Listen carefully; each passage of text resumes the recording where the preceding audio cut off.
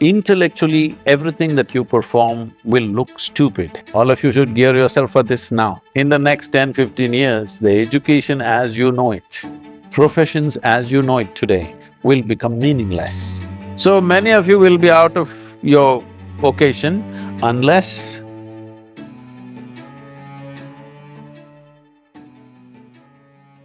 in today's technological world, we know that artificial intelligence and robotics are taking over.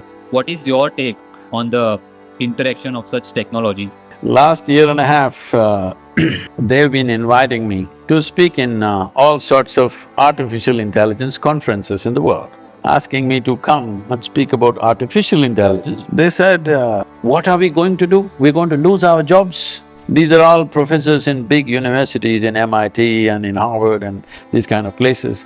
They're asking me, what are we going to do in another 10 years' time? Because everything that we know, everything that was sacred till now, suddenly is going to be there on a little gadget. You must understand this. What artificial intelligence means is accumulation of information, analyzing it and projecting it the way you want at a given moment will no more be considered as a valuable thing in human faculty, because a simple gadget will do it much better than any human being. Already that Google lady is looking smarter than any of you. Anything you ask without batting an eyelid, she tells us. So, it's going to that place where intellectually everything that you perform will look stupid or meaningless. This happened to me when I was about 13 years of age, I think. For the first time, I saw a flatbed calculator, this Panasonic calculator, At that time, it was 110 rupees, very expensive. You drink a coffee for more than that today. But 110 rupees, Panasonic, Sony was 125, so we buy the cheaper one, 110 rupees Panasonic. Somebody brought one and they showed me, tuk. Results. Then first thought that came to me is, why the hell am I wasting my life in the mathematics classes? I said, all I need is this, I don't have to go to the math class. Whatever question you ask, tuk, 100 rupee thing can tell you why this torture for 10 years, going through this arithmetics and mathematics and all kinds of things. It can even do sin theta, cos theta, whatever nonsense you want. Then only I thought, we must make a big machine which does all this rubbish so that I don't have to go to school. At last, the dream is coming true. In the next 10, 15 years, the education as you know it, professions as you know it today will become meaningless, because right now they've created these machines. So once this happens, many things that we are spending years on learning will be meaningless. They're designing something that if a customer comes and says, what kind of house I want, what is my aesthetics, what is my culture, what I like, how it should be, and what's my budget. A machine designs a complete house, 10 different alternatives that you want, including paintings, hangings in the wall, the furniture, the works. Now they're saying in another 5 to 7 years, they're saying it can even print the house and build it.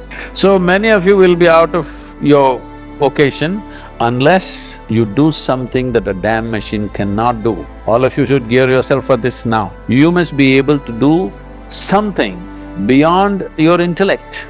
Human being has many layers of intelligence.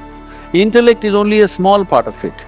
Right now, our education system is completely dedicated to intellectual development of the human being, and we think that's the grandest way to live. No, it is not. In the yogic way of looking at things, we look at human intelligence as 16 parts. If you explore other dimensions of intelligence, only then you will be relevant. When everything intellectual means your intellect cannot function without accumulated data, yes or no? Now, whatever is data assimilation, analysis and execution of that analysis, a machine will do better than you. A human being can always make mistakes, can always fudge information, but a machine is clear-cut. It will simply do those things. So everything that you can do intellectually will be meaningless in another 10 to 15 years' time. So you must be equipped with something beyond your intellect. When I say beyond your intellect, there are many ways to look at it. I will make a simplistic example. For example, what did you eat for lunch? Maggie. You are on Maggie? Can't you somebody take care of his nourishment? He's on Maggie? Okay. Even if you eat the noodle, a noodle doesn't look like him, doesn't feel like him, nothing. But this noodle he eats, within 3-4 hours' time, this Maggie noodle has become a human being, isn't it? It's become part of the system. So you are manufacturing such a complex machine with Maggie noodles. This is like a 3D printer. You put Maggie noodles into it. No, I am not made of Maggie noodles, okay? I eat better than that. But you put a chapati into this becomes a human body. This is the most sophisticated machine on the planet. You're manufacturing this with whatever food that you eat. And the food that you eat is just the soil that you walk upon, yes or no? And it stands up. Isn't this a 3D printer? Does that intelligence exist within you or not? Not even in your brain, in your gut, it does. So if only you found conscious access to this dimension of intelligence, you would live magically, isn't it? Then artificial intelligence won't disturb you, you will be very happy with all the menial jobs if the machines do. What a wonderful world. I'm looking forward to that.